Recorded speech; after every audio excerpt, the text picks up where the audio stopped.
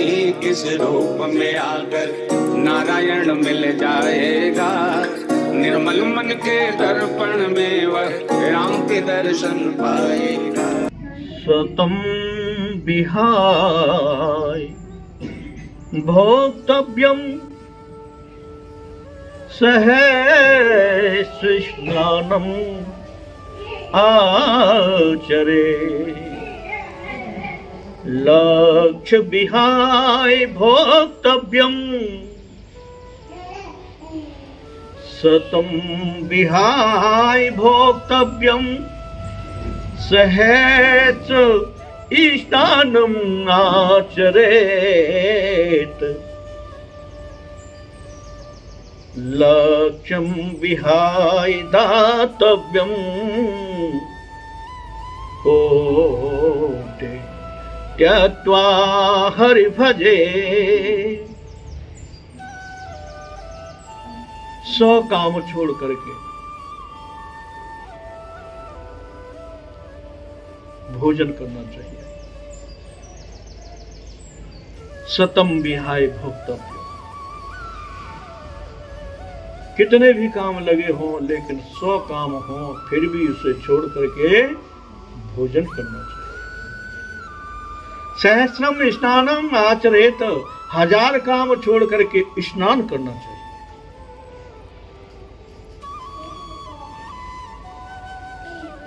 लक्ष्यम विहाय दातव्यम।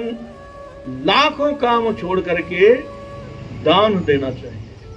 दातव्य। कोटि त्यक्त्वा हरि भजेत। करोड़ों कामों को छोड़ करके श्री हरि का भजन करना चाहिए। तो महत्वपूर्ण क्या हुआ? कोटि त्यक्त्वा हरि भजेत। करोड़ों कामों को छोड़ करके भजन करना चाहिए। एक माता जी थी, वैसे परिवार सही चल रहा था। एक बेटा था, अच्छी खासी संपत्ति थी। उसके पतिदेव स्वर्ग सुधार चुके थे। लड़कियों की शादी कर दी। फिर भी भजन की ओर ध्यान है।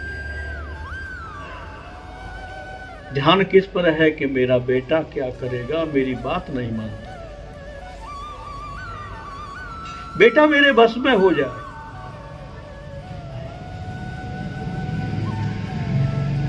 महात्मा जी के पास गई, कहा बाबा मेरा बेटा मुझसे लड़ता है और मेरी बात नहीं मानता, अपने मन से चलता है, अपने मन मुताबिक कार्य करता है। साधु ने कहा ठीक है, अच्छी बात है, अब तेरी उम्र भजन के लिए है, तो इस सारे कचड़ों को छोड़ करके बेटी बेटा के चक्कर में क्यों पड़ती है? बोला नहीं बाबा कुछ तो कर। मैं बड़ी दूर से आया हूं तेरा नाम सुनकर, और मुझे तेरे ऊपर भरोसा है, तू मेरे बेटे को मेरे अधीन कर देगा, मेरे बस में। महात्मा जी ने कहा ठीक है, तू कहती है तो कर देता। उन्होंने कुछ युक्ति बताई, उस माता ने युक्ति की। अब बेटा घर में ही रहने लगा, जैसे माँ कहे उसी के अनुसार चले।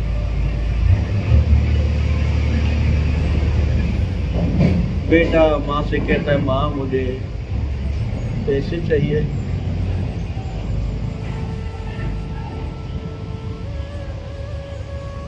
माँ बड़ी प्रसन्न थी, मेरी बात मानता है, दे दिए।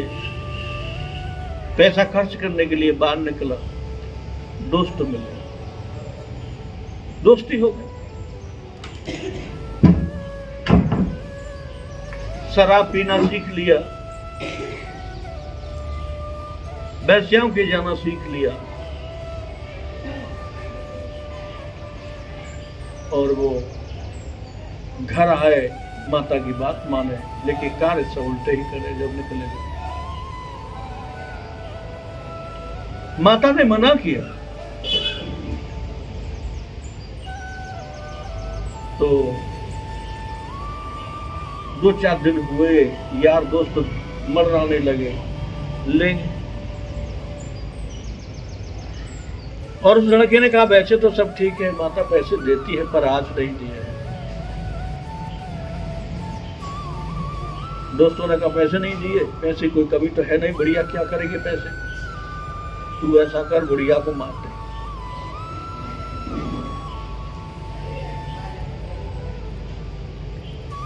उसने रात्रि को आकर के बुढ़िया को गला दबा दिया, मार दिया।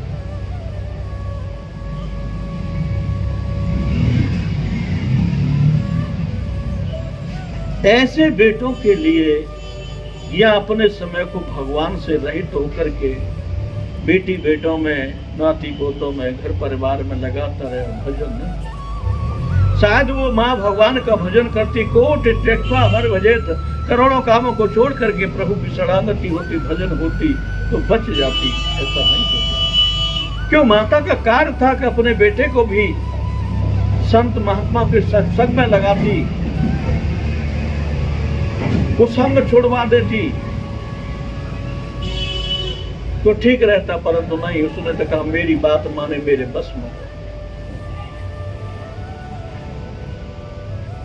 तो ये कहा है कि सतम विहाय भुक्तव्यम सहस्र स्नानम आचरे लक्ष्य विहाय दातव्यम कोट त्यक्त्वा हर भजे, करोड़ों कामों को छोड़ करके हरि का भजन करना नहीं किया। परिणाम क्या हुआ कि जन्मत मरत दुसह दुख होई, ये स्वल्पम व्यापी सोई। जो भगवान का भजन करता है उसको न जन्म का दुख होता है, न मरण का दुख व्यापता है, और वो भगवान के धाम को चला। बढ़िया को न तो भजन हो पाया, बेटे बेटे करते हुए बेटा ने ही उसको मार डाला। जो माँ अपने बेटे को अपने बस में करना चाहती थी, उस माँ को उसने माँ पिशाचनी बनी और नाना प्रकार के कष्टों को भोगती रही, दुखी होती रही।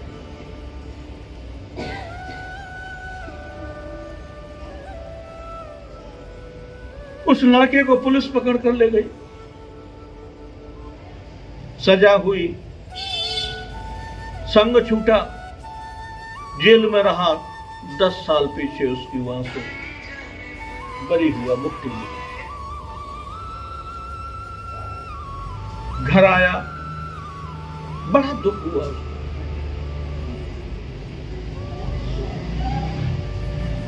वो भी महात्मा के पास पहुंचा कि बाबा मुझसे अनर्थ हो गया, मैंने अपनी मां को मार डाला, मुझे कैसे मुक्ति मिलेगी, कैसे छुटकारा मिलेगा। महात्मा चिल्लाए कि शैतान, तूने इतना कदम उठा लिया, जिस मां ने तुझे जन्म दिया, अपने घर में रखा, अपना खून पिला करके तुझे पुष्ट किया, और उसी का वध कर। तुझे पता है तेरी मां का क्या हाल हुआ होगा? बोल महाराज मुझे तो पता नहीं है, आप ही बताओ। महात्मा जी ने देखा तो उसकी मां पिशाचनी बनकर एक वृक्ष पर रहती थी। भारी दुख का सामना उसे करना पड़ता था, न खाने को मिलता, न पीने को मिलता, तड़पती रहती थी। महात्मा ने देख लिया, उस बेटे को कहा, बेटे का कुसंग छूटा, महात्मा की संगति में आया, महात्मा से प्रार्थना की कि किसी प्रकार से मेरी मां को उससे छुटकारा मिल सकता है। महात्मा ने कहा मिल। अगर तू अपनी मां को मुक्त करना चाहता है, मां को दुख से छुड़ाना चाहता है, तो श्री रामचरितमानस के 100 पाठ कर और उसका पारायण कर, अंत में उसका विधि विधान से समाप्ति कर। समाप्ति पर तेरी मां मुक्त हो गई। बेटे ने कहा महात्मा जी मैं ये कर तो दूंगा, पर मुझे कैसे पता चलेगा कि मेरी मां मुक्त हुई है कि नहीं? महात्मा ने कहा ठीक है, आज तुझे अपनी मां की इतनी चिंता हो रही है और मैंने अपने हाथों से अपनी मां को मार डाला था। बहुत रोया, बाबा मैं कुसंग में फंस गया, दोस्तों में फंस गया, मुझे बुरी सलाह दे दी और ये कृत्य मेरे हाथ से हो।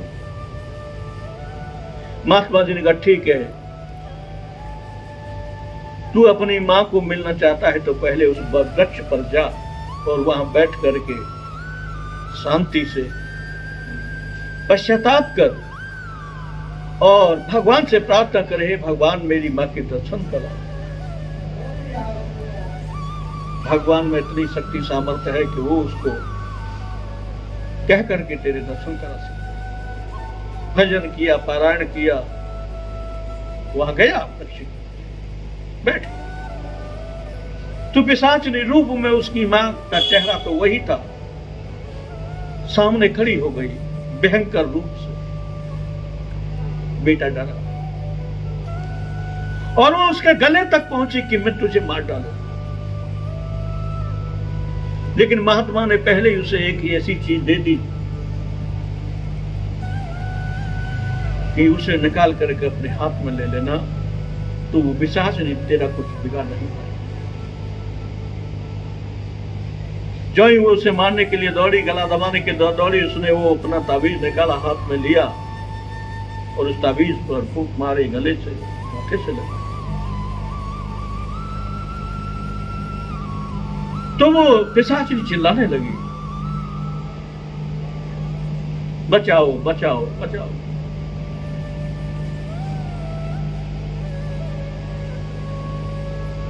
महात्मा ने कह दिया था कि जब तू दे तो पूरा रामचरितमानस के जो 100 पाठ किए हैं तेने, उसका संकल्प करना वही, और उसका पुण्य अपनी मां को समर्पित कर देना, फिर देखना। और उसने वही किया। जब वो बचाओ बचाओ चिल्ला रही थी तो भगवान से प्रार्थना की, हे प्रभु श्री राम, मैंने रामचरितमानस के पाठ किए, हे तुलसी जी आपकी रचना की मैंने पाठ किए हैं, तो मेरी मां को इस कष्ट से छुटकारा दे। और ऐसा कहकर मेरे जितने पाठ के पुण्य बने हैं मैं सबको अपनी मां के लिए संकल्प करता देता। इतना ही कहा था कि एक सुंदर विमान आया और वो पिशाचनी सुंदर रूप में परिवर्तित हो गई। विमान में बैठी दास दासियां उसको पंखा झल रहे थे, सुंदर विमान था, फूलों की वर्षा हो रही थी। ये बेटा उसका देख रहा था। बेटा ने भगवान से प्रार्थना की, हे प्रभु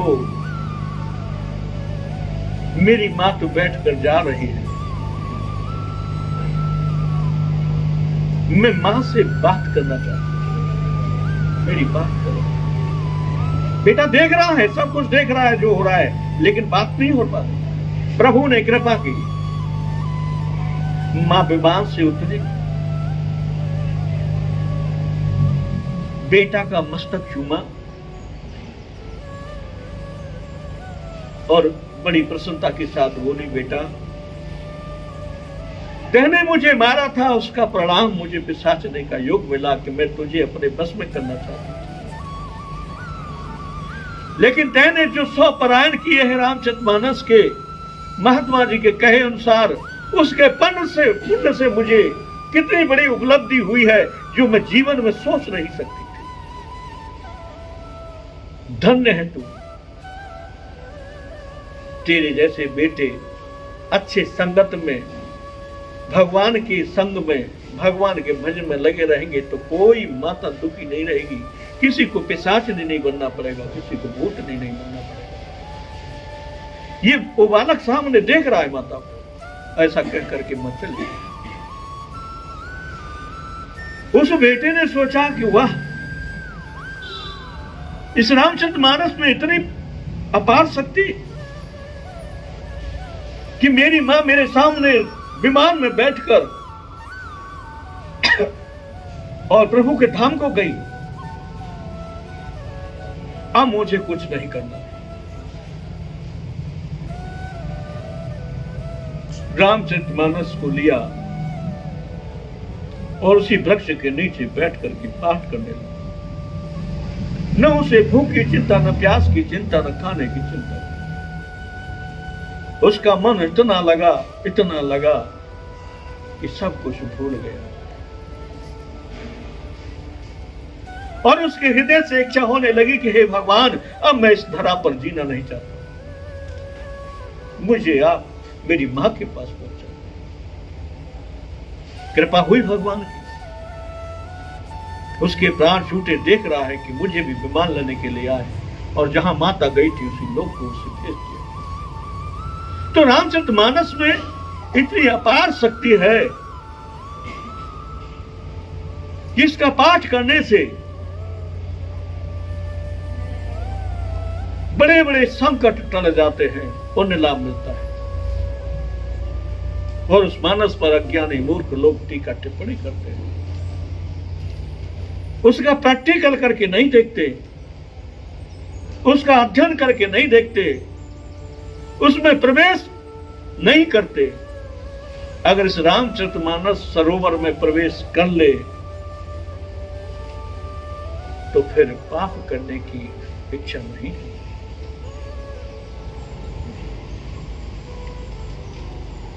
तो कहा गया है कि सतम विहाय भोक्तव्यम सहस्र स्नानम आचरे, लक्ष्य विहाय दातव्यम कोटि त्यक्त्वा हरि भजेत। करोड़ों काम हो, कितने भी अर्जेंट काम हो, जरूरी काम हो, अपना भजन पहले करना चाहिए। 100 काम छोड़कर भोजन की कहा, लेकिन 100 काम छोड़कर भजन के लिए नहीं कहा। 1000 काम छोड़कर स्नान के लिए कहा, क्योंकि 100 से अधिक है। और 1000 काम को छोड़ करके 1,00,000 काम छोड़ दे और धर्म दान पुण्य करे, और उससे भी बड़ा कि करोड़ों काम को छोड़ दे और भगवान का भजन। किसी को अपने बस में करने की ये विचारधारा कभी न लाए, क्योंकि ये अनर्थ करती। परमात्मा किसी के कर्म बस, जैसा जिसका भाग्य में लिखा है वैसा वो होता चला जाता है। अगर उसे रोकेंगे तो परिणाम वैसा ही होगा जैसे उसकी माता।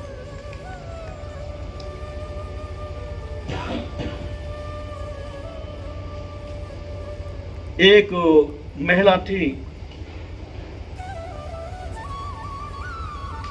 वो अपने पति को बस में करना चाहती थी कि पति मेरे बस में रहे, मैं कहूं वैसे चले, मैं कहूं वहां रहे, मैं कहूं वैसे करे, मैं कहूं तब खाए, मैं कहूं तब पिए, मैं कहूं वही वस्त्र पहने।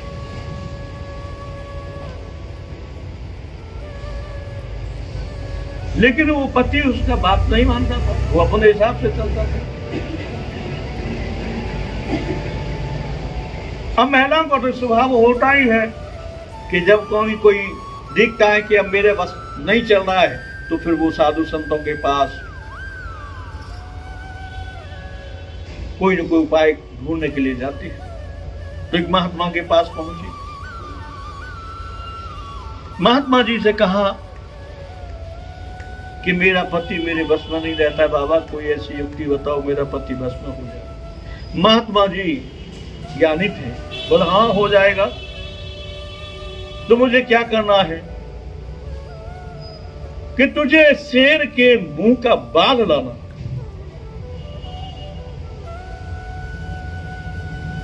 शेर के मुंह का बाल लाना बड़ा असंभव कार्य है, बड़ा दुष्कर कार्य है।